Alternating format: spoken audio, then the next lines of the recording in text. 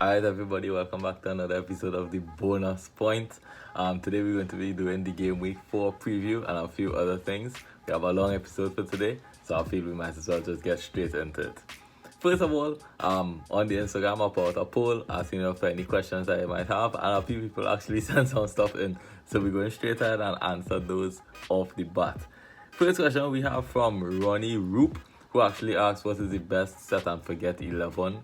And Ronnie, honestly, for this I have like a bit of an answer, but it's not really answering your question. I just hope that this answer will be good enough.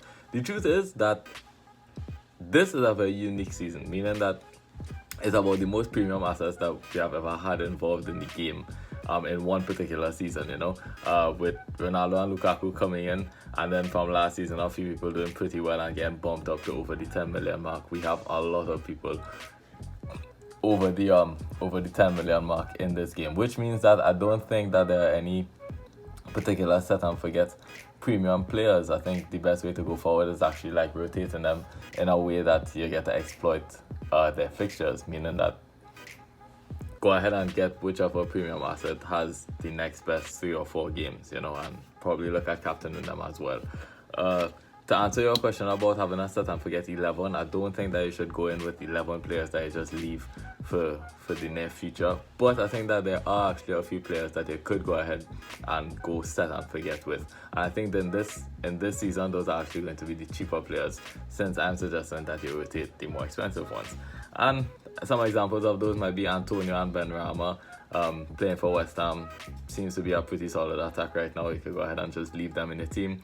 Calvert-Lewin, another very good asset right now at 8.2 million. He's on penalties and he's the focal point of the attack. I don't see why he can't be set and forget. Reguilon, I think, is another decent one, playing for a very good defensive team right now in Spurs, who haven't even conceded a goal in the first 3 game weeks, and he is like playing 90 minutes right through. I think Demarai Gray is another decent one for only 5.6 million, playing in a very good team as well, and should be getting a decent amount of assists off of Calvert-Lewin. He's a very electric player as well. And then Ayling and Rafinha, they're going into a period where the next 6 to 7 games are looking pretty nice for Leeds, so I think they could be set and forget. Another one that I want to mention, I think, is Reece James. I know that maybe he might be getting rotated a little bit, but I personally think that he's going to see a lot more minutes this season, and 5.5 million playing for Chelsea as a defender for probably the best defense in the league, and playing as a wing back, getting into the box so much. I think this guy is on to break the game. I think Reece James could be set and forget as well. So Ronnie, I hope that answered the question, and please, if you have any more, send them in. The second one is coming from YV Official. First of all, if you don't know YV, I think you should go ahead and check him out on Instagram. He's pretty talented dude, and we should be supporting local talent as well. So go ahead and check him out on Instagram, and I think you'll find what you like. He asked if we should get Ronaldo or not. The simple answer is yes. If you can afford Ronaldo, go ahead and get him, and probably captain him against Newcastle as well. I think there are many good reasons to get Ronaldo.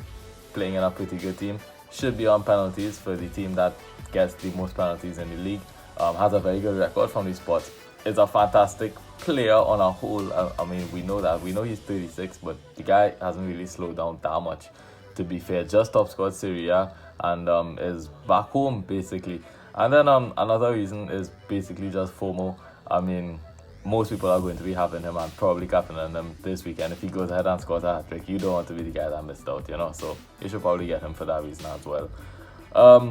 Mr. Nice Tonio, I don't know when I'm going to see you on the show, but I'm glad you actually asked a question. He asked if we should go for a strong 11 or a strong 15 for the next for the rest of the year, basically. My answer is always going to be go for a strong 11. It doesn't make sense having 15 players that are all around the same price points, because at the end of the day, you always have to leave 4 players on the bench. I think having too much money on the bench could be a significant issue, because in terms of efficiency, it's not the best way to get the most points out of your team. You're going to be leaving a lot of points on the bench, a lot of money on the bench that you could have had in your starting 11. That's the first thing. The second thing is it gives you a headache every single week, because you need to pick 4 players to leave out of the team. And a lot of times that's a very hard decision to make. It's not always going to be too easy. So for those reasons, nice two simple reasons. I think going for a strong 11 is about the most efficient way to get the most points out of your team. And then finally, Shivs asked if we should be swapping Bruno for Ronaldo. Yes, I think 100% we should be selling Bruno Fernandes and getting Cristiano Ronaldo by now. I think without penalties and free kicks, Bruno is not looking like a $12.1 million asset. And that's just the facts, you know. He's had a lot of points come off of set pieces, and with those set pieces being taken away from him, not so sure how many open play goals Bruno is going to get this season. I think Ronaldo is going to take a lot of them from him, basically. And I think that's one of the main reasons why we should switch Bruno Fernandes for Ronaldo, simply because, one, Ronaldo should be scoring a lot of points, and two, Bruno is no longer going to be worth the price if they take him off of these penalties. But that's it for questions. I'm really glad that you all sent them in, and please continue to do so. Look out for the next poll on Instagram, where you can send in some more questions. And so far, thanks for interacting. Moving on now, I want to discuss some transfers. So prior to this episode, the entire narrative so far has been about doing the wild card. Okay, now there's a lot of us, myself included, that will not be using the wild card, and that means we're gonna have some transfers to make. I'm gonna run you all through a few transfers that you could possibly make. I just want to say before I actually start this is that this is the part that I decided to swap with showing you all my team. So usually here's where I would have been showing you all my team, but I just don't think that showing you all my team is going to help you all too much. We all have different teams right now, and I'm trying to help you all the best way that I possibly could. So we're gonna go for transfers instead. The first big one is that if you have Son, I think this is a good time to go ahead and downgrade him so that you can get the funds to bring in a Lukaku or bring in a Ronaldo this particular weekend. Reasons for that is because Son picked up a calf injury over the week. We're not sure if he's going to play this weekend, and we're just not sure. Aside from that, most of us want to get Ronaldo in anyway, so this is probably a good time to go ahead and get him by downgrading Son to fund the Ronaldo move. Some guys that you could downgrade him to is Benrahma. If you don't have Benrahma by now, you could go ahead and get that guy. Saka and Adama Traore are also looking good for the foreseeable future. I understand that Saka plays for Arsenal, and Arsenal have not been looking too well, but they had two pretty tough games out of the first three games, if we're being honest with ourselves. And now it looks like they're going into play what should be the easiest defense of the league so far in Norwich. So I think going for Saka or Smith Rowe could actually be decent. It's a good downgrade for Son. And Adama Traore, this guy misses every single thing that you could think of, but at some point he has to score a goal. You keep giving someone a chance and they will score eventually. He has really good games coming up, and Wolves have been attacking pretty well. I think at some point it has to click for him. So I don't mind if you go ahead and get Adama. Rafinha is someone that is going to be missing out this week, and if you wanted to transfer him out, I completely understand. It's a tough game and he's not going to play anyway, so maybe you want to transfer him out for someone like Benrahma, Jota, Greenwood, guys that have really good games coming up. So again, Benrahma, Jota, he's going to be good because Firmino can't play. Greenwood, I think he's going to be good as well. Has a pretty easy game against Newcastle and playing in a very potent attack right now. Spoke about Saka already. Smith Rowe is also a good option to get for Rafinha, and Adama Traore should be decent to get for Rafinha as well. I think we should also be moving on from Danny Ings. I mean, if you had him, congrats. You got 3 returns out of 3 games, and probably 3 lucky returns. I had him as well, so I consider myself pretty lucky. But now it's time to move on. I think the obvious one to move on to would be Ronaldo, but if you can't afford Ronaldo, there's Lukaku for $1 million cheaper, and if you really can't afford to go that premium, then I would say slide him over to Calvert-Lewin. I think Calvert-Lewin is someone that we are really underrating right now because Ronaldo and Lukaku are in the game. But Calvert-Lewin has been pretty consistent so far, more consistent than Lukaku might have had, and his own penalty is something that we're not sure if Lukaku even has. So I think Calvert-Lewin, the Englishman, could be a pretty good option for Danny Ings. And then finally, I spoke about it before, but we should be looking to get Lukaku or Ronaldo in. My personal preference would be to go for Ronaldo for 2 main reasons. 1, the next 3 games look easier than Lukaku's next 3 games, and 2, just fear of missing out. I mean, everyone is going to go for Ronaldo. So again, if he goes and scores a hat trick, you don't want to be the guy that missed out. I was already the guy that missed out with Bruno earlier this season, so I don't think I plan on missing out with Ronaldo. But that actually ties up this section now. Those are the transfers that I think we could be making this weekend. And yeah, I hope that is able to help you all, regardless of what team you have. And now, going into what I expect to be the most important section of this episode is going to be the captains. I spoke so many times before about how important it is to get a good captain. A good captain could make the difference between a bad game week and a good game week, even a great game week. So far, I've managed to hit 2 out of 3 of my captains. So trying to make it 3 out of 4 right now. I'm not so sure who I am going to captain yet, simply because I'm not sure who's going to be in my team yet. But these are the guys that I think should be good captains for this weekend. Gonna start off with Ronaldo.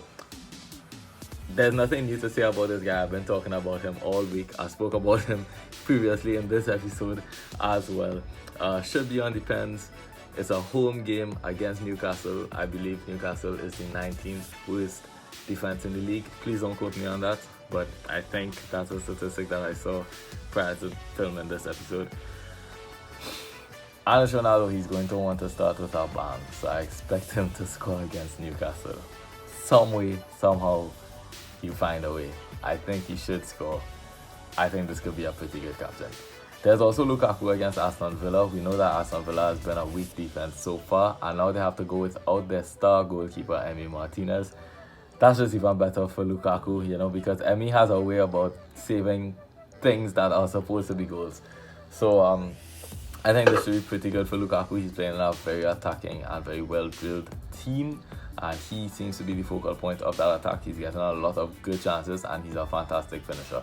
Only thing to note with Lukaku is that he did manage to pick up a knock over international duty, but it seems to be okay now. He should be starting, and I think that if you have Lukaku, you can go ahead and captain him.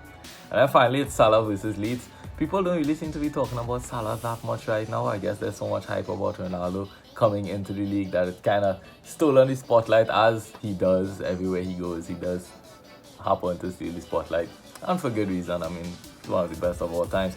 But Salah versus Leeds, Salah should be on for a lot of points. We saw what he did to Leeds last time at Anfield, and once again they're going to be playing Leeds. I'm actually not sure if they're playing it at Anfield, so sorry about that. Guess I didn't do my homework. But Salah versus Leeds should be good. Leeds have shipped so many goals throughout the start of the season so far, and Salah has been pretty much on it so far. He blanked once, but even in that game he scored, and it was marginally offside. So I think Salah started the season really well, and I think he's going to continue that form against Leeds. I think he's a good one to captain. Another guy to mention could be Son versus Crystal Palace. By now, I don't think anyone still has Harry Kane, so I'm not even going to mention that guy. But if you do have him, you go ahead and try to captain him. Crystal Palace has been very weak defensively. I think Son could be a pretty good option. Somehow he manages to score. I personally won't captain Son. I think the first 3 guys that I spoke about so far were the standout captains. But if you're looking for something different, you could go for Son. He's somehow managing to score. I don't know how, these low XG chances. Another one that I could go for if you're trying to be a little different would be Michail Antonio. He's the most informed player right now, so he could keep it up, but in his own words, he said he can't keep on the form. I guess I kind of have to agree with him because he's been stellar so far, and it's almost impossible to keep that up. But against Southampton, I don't see why he can't go ahead and get another 12 points for us, another goal and assist. That could be pretty nice. Southampton, pretty weak defense. They're missing a lot of their star players, either left through transfers or out via injury. It just hasn't clicked for Southampton defensively as yet, and I think West Ham are probably one of the more attacking teams in the league right now. And with Antonio at the forefront, I think he should be on for at least another goal this weekend to take him, top of the goal scoring charts so far in the Premier League. So Antonio could be another good option to captain. 2 guys that I want to mention that you might be looking at would be DCL. At the moment, I just won't consider captaining him because I'm not sure if he's going to start. He does have a toe injury, so we're not sure yet if he's going to start. If you think he's going to start and get those 90 minutes, you could go ahead and try captaining him. Why not? He's looking pretty good so far. Another one could be Orba against Norwich, but just not into captaining anyone from Arsenal right now, not until they get their stuff together. I think they are going to pull it together, but I'm just not sure when. So won't be captaining anyone from Arsenal right now, and I can't recommend it either. Yeah, so once again, just before I wrap up this video, the three guys that I think you should be looking at the captain will be Ronaldo, Lukaku, or Salah. And my personal favorite is going to have to be Lukaku. I think he should score the most this weekend. At the end of the day, you want to captain the guy that scores the most. However, I know that's kind of contradictory because I've been telling you all to get Ronaldo instead of Lukaku so far in this episode. Basically, it's just a case of fear of missing out.